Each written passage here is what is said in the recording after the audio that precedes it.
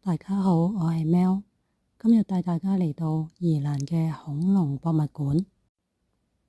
首先，我哋要選擇門票，門票分好多種，我哋選擇嘅係寶藏探險加 DIY 套票。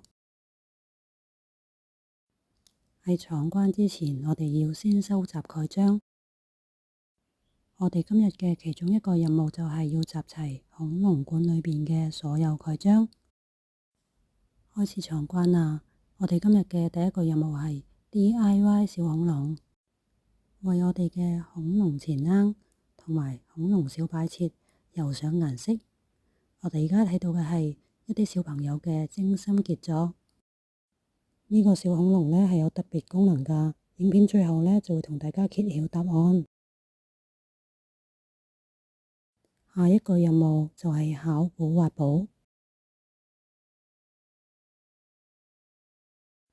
接下嚟，我哋欣賞館裏邊嘅收藏。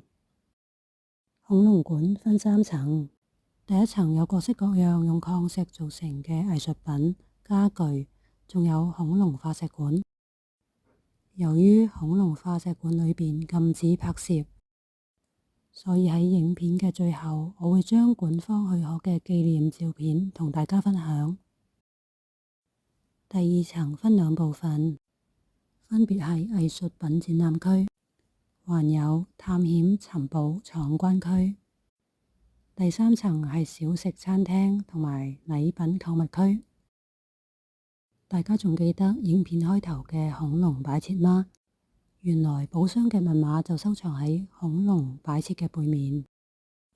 我哋嘅終極任務就係喺恐龍化石館裏面揾到寶箱同埋打開寶箱。今日嘅影片就到呢度，歡迎大家按讚、訂閱、分享同留言，拜拜。